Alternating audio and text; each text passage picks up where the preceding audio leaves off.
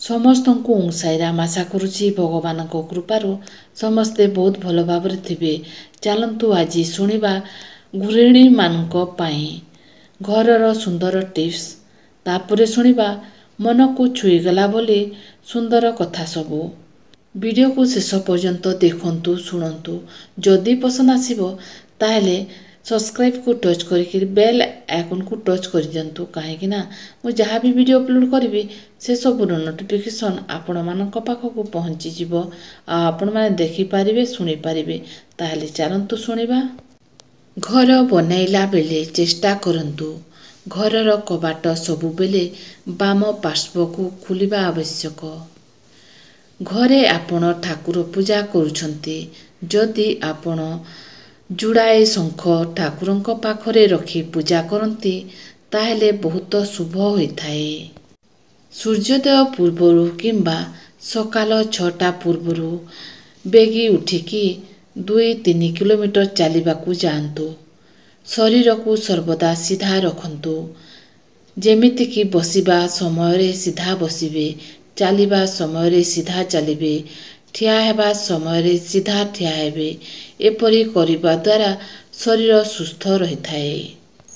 ଘରେ ପଇସା ସଠିକ୍ ସ୍ଥାନରେ ରଖିବା ଉଚିତ। ଏଠି ସେଠି ରଖିବା ଦ୍ୱାରା ଲକ୍ଷ୍ମୀ ଛଡ଼ା ହୋଇଯାନ୍ତି। ସକାଳୁ ଉଠିଲା ପରେ କେବେ ବି ବିଛଣା ଅସଜଡ଼ା ରଖିବା ଉଚିତ ନୁହେଁ। ଏହା ଦ୍ୱାରା ଦିନଟି ଖରାପ ହୋଇଥାଏ ଆଉ ରାହୁ କେତୁଙ୍କର ବାସ ହୋଇଥାଏ। ଯଦି ଘରେ ଦୁଇଟି ଝିଟିପିଟି ଲଢ଼େଇ କରୁଥିବାର ଦେଖନ୍ତି ତେବେ କୌଣସି ସଙ୍କଟ ଦେଖାଦେବାର ସଂକେତ ହୋଇଥାଏ କିମ୍ବା କାହା ସହିତ ଝଗଡ଼ା ହେବାର ସଂକେତ ହୋଇଥାଏ। ଯଦି କୌଣସି ଦିନ କଳା ରଙ୍ଗର ବିଲେଇ ଦେଖନ୍ତି ଏବଂ ଆପଣଙ୍କୁ କିଛି ସମୟ ଚାହିଁକି ରହିଥାଏ ତେବେ ଖରାପ ସମୟ ଆସିବାର ସୂଚନା ମିଳିଥାଏ। ସନ୍ଧ୍ୟା ସମୟରେ ଶୁଅନ୍ତୁ ନାହିଁ। ମା ଲକ୍ଷ୍ମୀଙ୍କର ନିବାସ କରିବାରେ ବାଧା ସୃଷ୍ଟି ହୁଏ। ସନ୍ଧ୍ୟା ସମୟରେ ପଇସାର ଦେବାନେବା କରନ୍ତୁ ନାହିଁ। ଯଦି କୌଣସି କାର୍ଯ୍ୟରେ ଘରୁ ବାହାରି ଯିବା ପରେ ହଠାତ୍ ମନେପଡ଼େ ଘରେ କୌଣସି ଜିନିଷ ଭୁଲି ଯାଇଛନ୍ତି ତେବେ ଖରାପ ସମୟ ଟଳିଯିବାର ସଂକେତ ହୋଇଥାଏ। ଘରେ ପଇସା ସଠିକ୍ ସ୍ଥାନରେ ରଖିବା ଉଚିତ ଏବଂ ଏଠି ସେଠି ପଇସା ରଖିବା ଦ୍ୱାରା ଅଶୁଭ ହୋଇଥାଏ ଏବଂ ଆର୍ଥିକ ସମସ୍ୟା ଦେଖାଦେବାର ସମ୍ଭାବନା ରହିଥାଏ।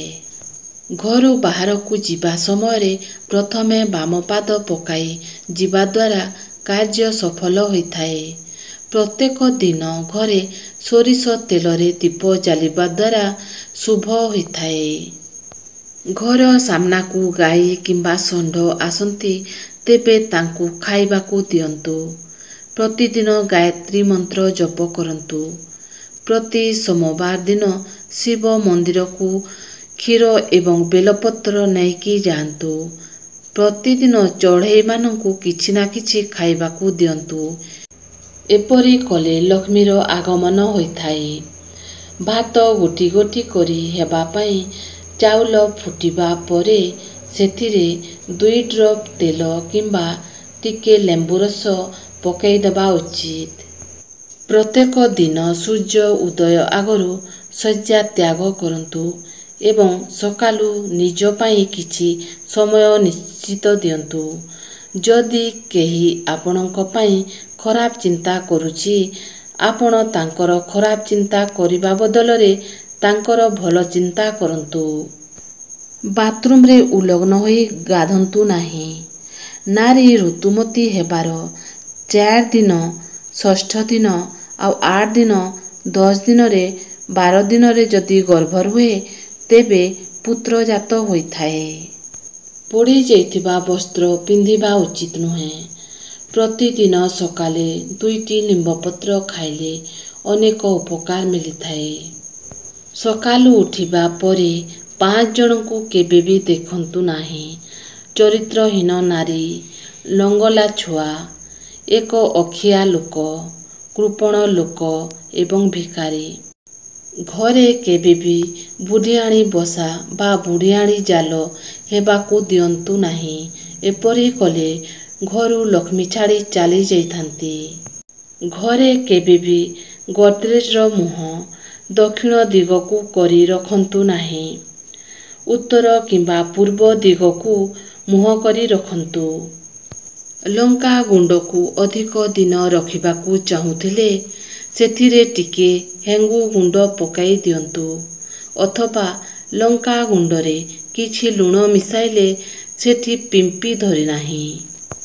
କ୍ଷୀର ଗରମ କରିବା ସମୟରେ ଯଦି ବାରମ୍ବାର ଉତରି ତଳେ ପଡ଼ିଯାଏ ତାହେଲେ ଏହା ଅଶୁଭ ସଂକେତ ହୋଇଥାଏ। ଯଦି ଘରର କାନ୍ଥରୁ କିମ୍ବା ଛାତରୁ ପ୍ଲାଷ୍ଟର ଛାଡ଼େ ତେବେ ଏହା କିଛି ଅଶୁଭ ହେବାର ସଂକେତ ଦେଇଥାଏ। ସମୟ ଯେବେ ଓଲଟି ଥାଏ ନା ସବୁକିଛି ଓଲଟା ପଲଟା କରିଦିଏ।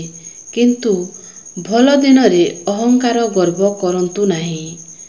ଆଉ ଖରାପ ଦିନରେ ଟିକେ ଧୈର୍ଯ୍ୟ ଧରି ରୁହନ୍ତୁ। ଯେକୌଣସି ସମୟରେ ସମୟ ଏବଂ ପରିସ୍ଥିତି ବଦଳି ଯାଇପାରେ। ତେଣୁ କାହାକୁ ଅପମାନିତ କରନ୍ତୁ ନାହିଁ କିମ୍ବା କାହାକୁ ଦୁର୍ବଳ ଭାବନ୍ତୁ ନାହିଁ। ଆପଣ ଶକ୍ତିଶାଳୀ ହୋଇପାରିବେ କିନ୍ତୁ ସମୟଠାରୁ ଶକ୍ତିଶାଳୀ କେବେ ନୁହେଁ। ମଣିଷକୁ ବୁଝିବା ଓ ଚିହ୍ନିବା ପାଇଁ ସମୟ ଲାଗେ। ହେଲେ କିଛି ଲୋକ ବୁଝି ଚିହ୍ନି ମଧ୍ୟ ଅବୁଝା ରହିଯାନ୍ତି କାରଣ ସେମାନଙ୍କ ପାଇଁ ସମ୍ପର୍କ ବଡ଼ ହୋଇଥାଏ। ପୂଜା କଲାବେଳେ ଉତ୍ତର କିମ୍ବା ପୂର୍ବକୁ ମୁଖ କରି ବସିବା ଶୁଭପ୍ରଦ ହୋଇଥାଏ।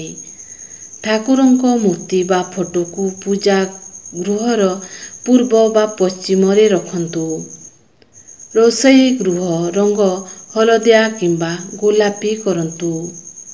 ରୋଷେଇ ଗୃହର ପୂର୍ବ ପଶ୍ଚିମ ବା ଉତ୍ତରରେ ଡାଇନିଂ ରୁମ୍ କରିବେ।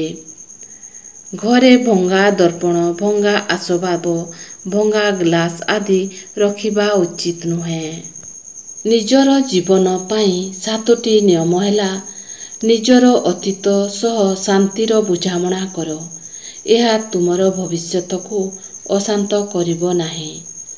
ଅନ୍ୟମାନେ ତୁମ ପ୍ରତି କ'ଣ ବିଚାର କରୁଛନ୍ତି ସେସବୁ ତୁମର ମୁଣ୍ଡ ବ୍ୟଥାର କାରଣ ହେବା ଉଚିତ ନୁହେଁ। ତୁମର ଖୁସିର ଚାବିକାଠି ତୁମ ପାଖରେ ହିଁ ଅଛି। ଖୁସିରେ ରୁହନ୍ତୁ। ସଂସାରର ପ୍ରତ୍ୟେକ ସମସ୍ୟା ତୁମର ନୁହେଁ। ନିଜର ଜୀବନକୁ ଅନ୍ୟ କାହାର ଜୀବନ ସହ ତୁଳନା କର ନାହିଁ। ତୁଳନା କରିବା ସମୟରେ ତୁମର ସୁଖ ଚୋରି ହୋଇଯାଇଥାଏ।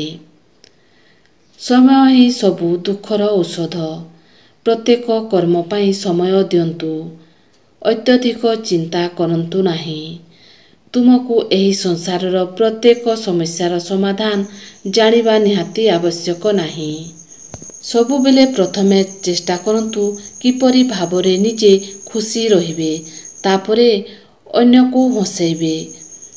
ରାତିରେ ମୁଣ୍ଡ କୁଣ୍ଡାନ୍ତୁ ନାହିଁ ଏବଂ ଦାନ୍ତରେ ନଖ ଛିଣ୍ଡାନ୍ତୁ ନାହିଁ।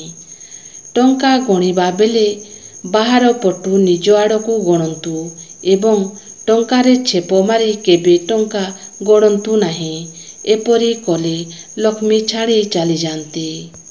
ଯେକୌଣସି ପକ୍ଷୀ ରାତିରେ ଫଳଟିଏ ଅଧା ଖାଇ ଘରର ଛାତ କିମ୍ବା ଦୁଆର ମୁହଁରେ ପକାଇଥିବାର ଦେଖିଲେ ସେହି ଦିନଠାରୁ ଶୁଭ ସୂଚନାର ସଂକେତ ମିଳିଥାଏ। ସମ୍ମାନ ଏକ ଏମିତି ନିବେଶ ଅଟେ ଯାହାକି ଆମେ ଯେତେ ଅଧିକ ଅନ୍ୟକୁ ଦେଇଥାଉ ତାହା ସେତେ ଅଧିକ ସୁଧ ସହିତ ଆମକୁ ମିଳିଥାଏ। କାହା ଆଗରେ ମିଛ କହି ଭଲେଇ ହେବା ଅପେକ୍ଷା ସତ କହି ତା ନିକଟରେ ଖରାପ ହୋଇଯିବା ବହୁତ ଭଲ। ଆଖିରୁ ଝରୁଥିବା ଲୁହ ଓ ନୀରବତା ପଛରେ ଲୁଚି ରହିଥିବା ଦୁଃଖ ବୁଝିପାରୁଥିବା ଭଲ ମଣିଷଟି ଯଦି ଆପଣଙ୍କ ପାଖରେ ଅଛି ତେବେ ବୁଝିନିଅନ୍ତୁ ଆପଣ ଦୁନିଆର ଜଣେ ଭାଗ୍ୟବାନ ମଣିଷ। ଘର୍ଷଣ ବିନା ମୁକ୍ତା ଚିକ୍କଣ ହୁଏ ନାହିଁ କି କର୍ଷଣ ବିନା ମନୁଷ୍ୟ ମହତ୍ ହୁଏ ନାହିଁ।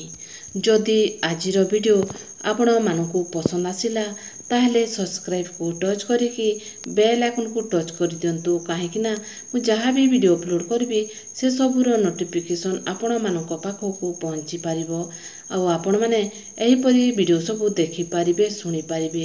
ତାହେଲେ ରହୁଛି ଓଁ ସାଇରାମ। ଜୟ ସାଇରାମ।